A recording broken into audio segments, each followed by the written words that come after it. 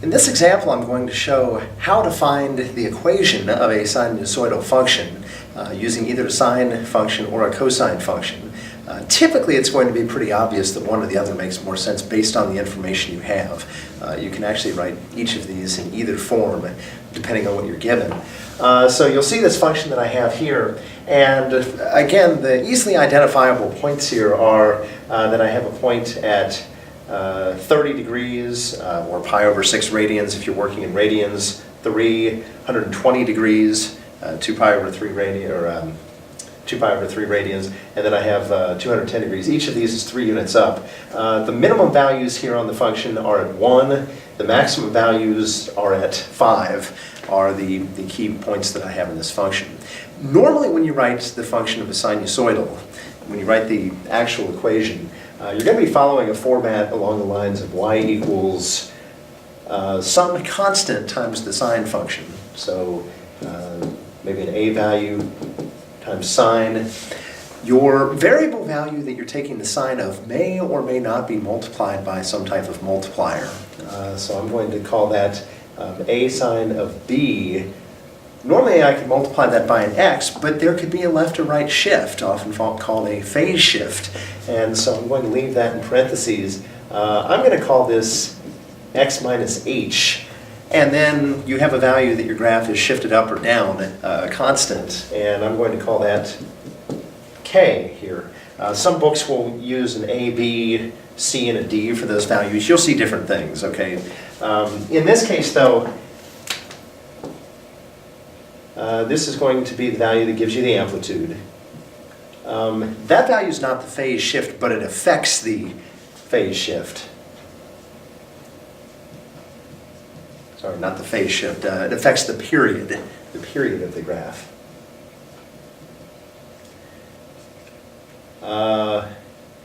This affects the phase shift in the opposite direction, and this is the vertical translation. Does the graph move up or does the graph move down? That's the setup that we're using here. Okay? So I just have to identify those 4 things. I usually list those and in no particular order. Amplitude is usually extremely easy to find. Usually if you have a picture, the vertical shift is very easy to find. Based on whether or not you're going to use a sine or a cosine, you can find the phase shift. And then finally, you also have the period of the graph. Those are the 4 things that need to be found, and they can all be filled into the equation. So how does this work? Well, the amplitude, very easy to find. The amplitude in this case is you have a horizontal axis running through the graph. I guess it's not technically symmetric there, but it's going above and below that line. The amplitude of the graph is the distance from that axis up or down. And so we usually talk about the amplitude being positive. If it's a negative value, your graph is still going to go up and down the same amount. It'll just go down when it would go up and up when it would go down. And it's basically going to flip the whole graph vertically. I'm not going to deal with that in this case, though. But that would be my amplitude. So you can see here the amplitude is 2. The vertical shift, you have that horizontal axis. The standard sine function and cosine function run along the x-axis. You can see here, instead of running along the x-axis, this graph has been shifted up along the line y equals 3. So the vertical shift here is 3, or you can say it's up 3, positive 3, something like that. The phase shift, how far has this moved from left to right? You need to decide whether or not you're going to use the sine function or the cosine function. The sine function normally starts out, hopefully this will show up, sine function normally starts out at the origin, and at 180 degrees or pi radians and 2 pi radians, it crosses the axis. The cosine function, by the way, the amplitude would be 1. The cosine function starts out at a maximum value of 1. At 90 degrees or pi over 2 radians, it crosses the axis. And so actually what ends up happening here is at pi, it hits a value of -1. So it goes to 0 here, it hits a value of -1 at pi radians, goes back to 0 at 3 pi over 2 radians, and then at 2 pi is back to 1. So the cosine function does this sort of thing. So usually when I have a maximum and minimum value, I start with the cosine function. And meanwhile, if I have a point where my graph starts along the axis, I'll usually act like it's been a transformed version of the sine function. Do you have to do it that way? No. Just be very careful if you're switching back and forth between forms. So I have a point here on the axis. I could write a cosine function starting with this point and acting like it was this graph. But in this case, I'm going to start here since I have a point along the axis. So my phase shift here, this is going to be moved 30 degrees, or pi over 6 radians, to the right, okay? And so I'm going to do this in radians, actually. I'm going to do this as pi over 6 radians. Of course, you can also do 30 degrees there if you want to write this function in degrees. And the period of this function, the period is basically in this case, the number of degrees or radians it takes for the function to complete one full cycle.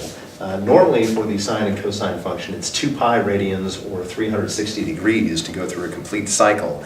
And so you have to identify this. Notice on this graph, from start to finish, that's 180 degrees, which is pi radians. That's the one value that does not just directly go into the formula. You do not drop a pi in here for b. Basically, this is a multiplier that affects the period. So for example, if I multiply by 2 here, basically you're going to be doubling all the input values that get put into the sine function. And what happens is you'll get values out twice as quickly as you would normally. Your graph moves twice as fast. If the graph moves twice as fast, it takes half as long to complete one cycle, which actually means the period becomes half as big. If you multiply by 3 here, the graph moves 3 times as fast. The period becomes 1/3 the size that it was before. If you multiply by a fraction, if you multiply by a half, all of the inputs end up getting halved before you take the sign. That means you have to put in values that are twice as big to get the same outputs that you would normally get, which is going to make the period twice as big. So you're actually dividing by this value to find the period.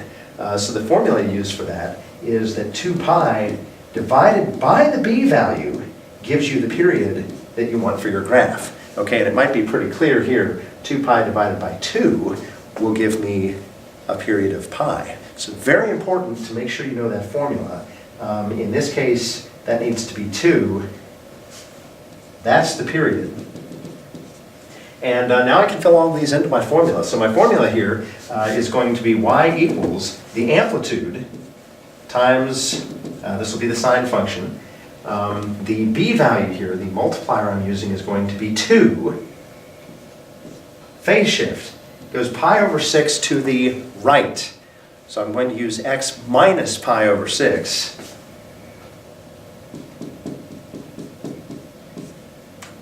And then finally my vertical shift here is added on at the end. This shifts up 3 units.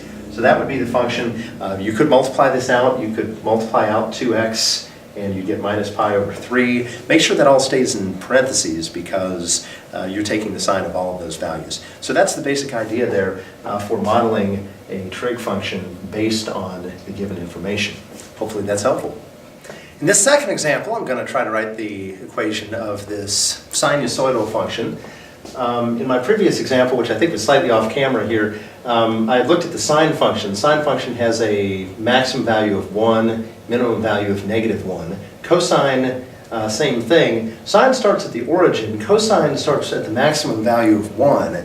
It's basically shifted back 90 degrees or pi over 2 radians from the sine graph. If you look at this function here, I've got information, of course this is 60 degrees, 120 degrees, 180 degrees if you want to use that information. And what I'm going to be doing here with this graph is the same kind of thing I did before. I need to find several values. I need to find the amplitude, I need to find the vertical shift, I need to find the phase shift, and I need to find the period and then use that period value to get the b value for the function. I'm writing it in this form using the same setup. This time, just to do it a different way, I'm going to start out with the maximum value.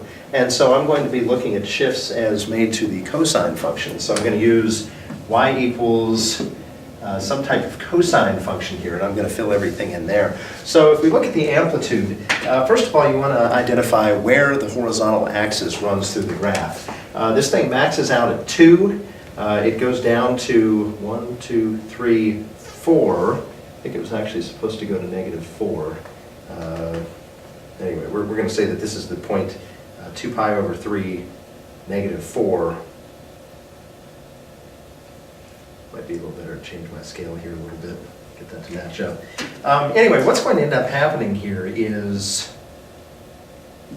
that might match a little bit better.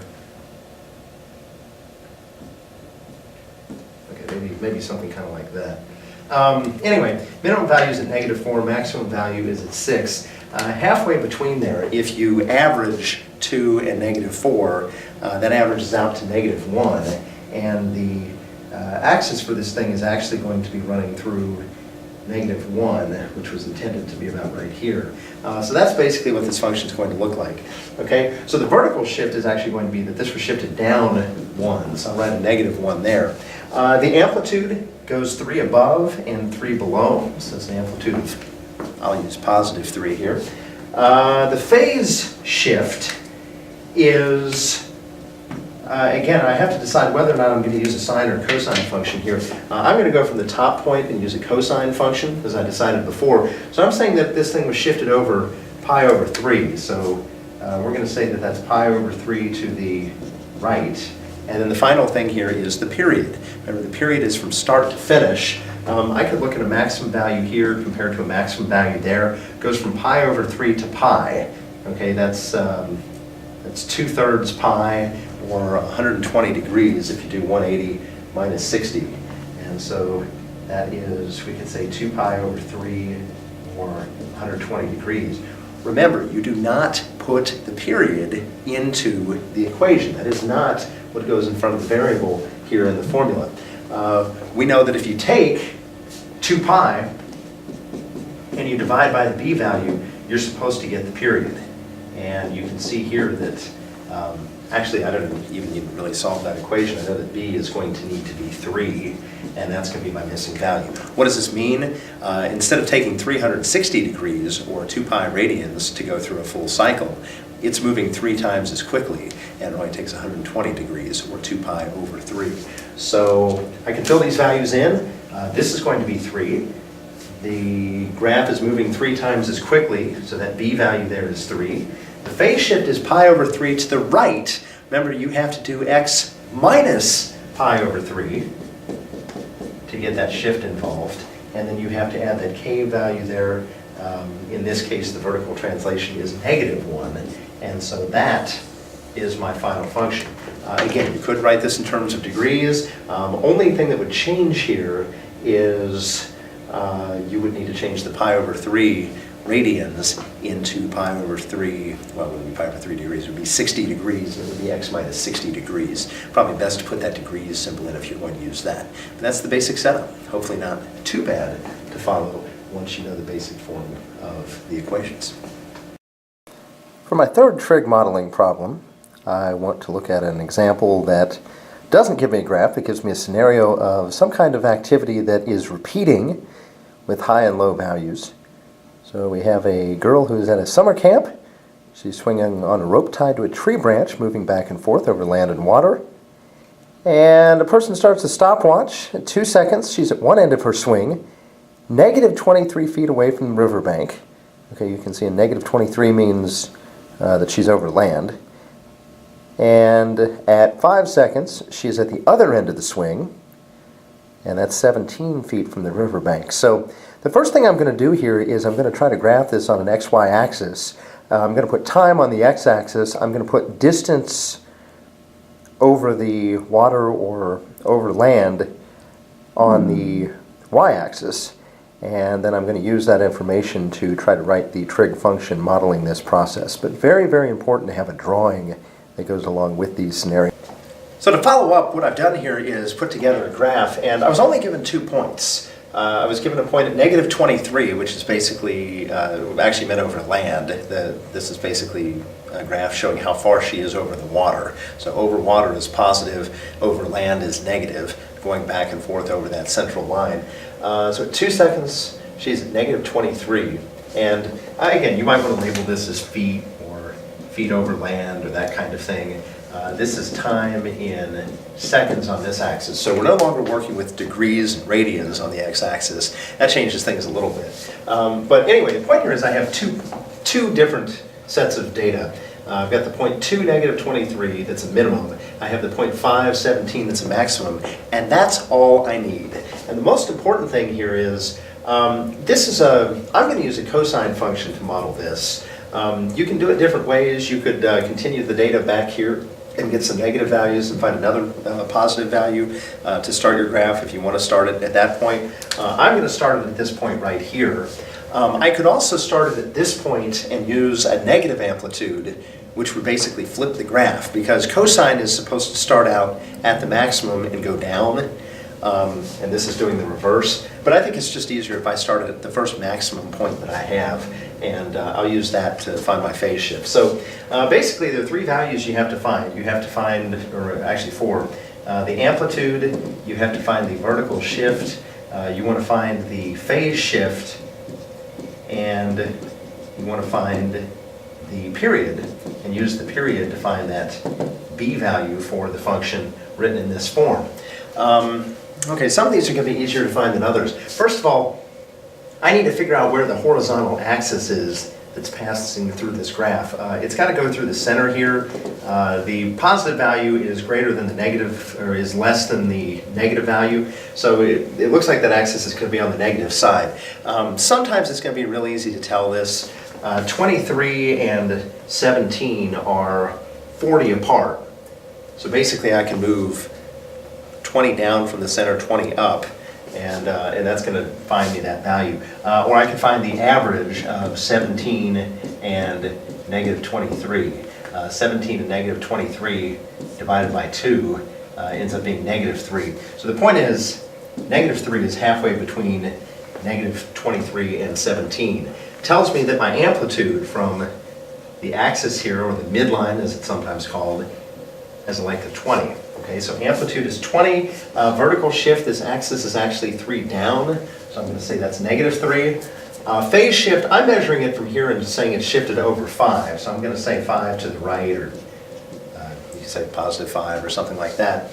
The period, this is where things change a little bit. I'm going to be writing this using radians. I need the period to set up to go through 1 full cycle. Notice, this is not written in terms of pi, and so I'm going to have to do a little bit more calculating than I would normally do to make that happen. The important thing here is, this is not a full cycle going from 2 to 5. Okay, if you think about a circular motion, for example, when you go from your highest point down to your lowest point, that's only a half circle.